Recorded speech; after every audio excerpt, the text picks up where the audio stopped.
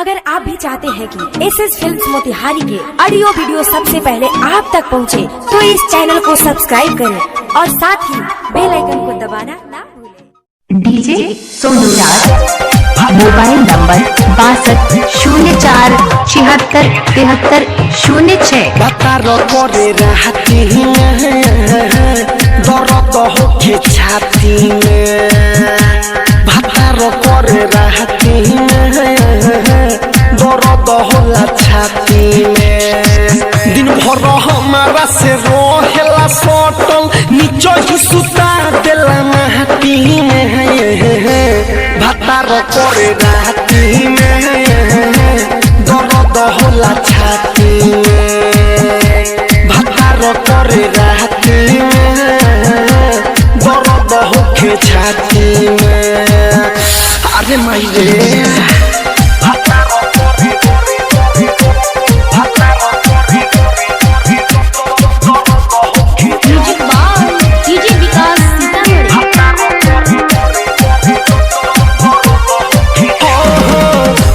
दवाइला से जो बन भी बढ़े, दिनों रात करे तब मन नहीं भरे रे सखी। ओ करे दवाइला से जो बन भी बढ़े, दिनों रात करे तब मन नहीं भरे। ढोरी के खाल सखी अंगुली से में पे रखेला उघार दे हो देवे नहीं झापे। भातारो करे सोनू राज, भातारो करे, भातारो करे रहती दर्द होके छाती में, करेला जबराती में दर्द होला छाती में।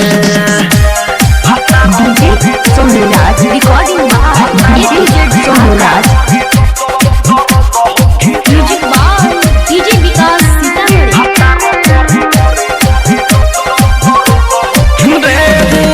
चितपट वाला सखी खेलब करे, कबो नीचे कबो हमरा ऊपर चढ़े।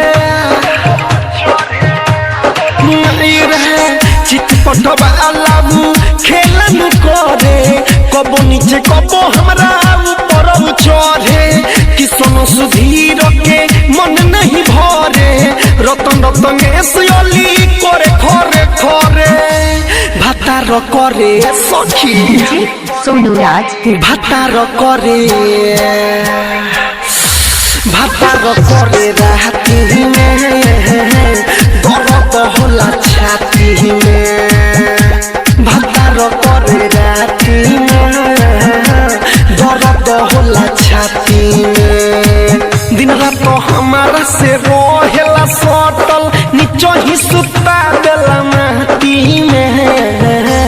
भातारो करे रहती दर्द होला छाती में। भातारो करे रहती मोबाइल नंबर 6274767306।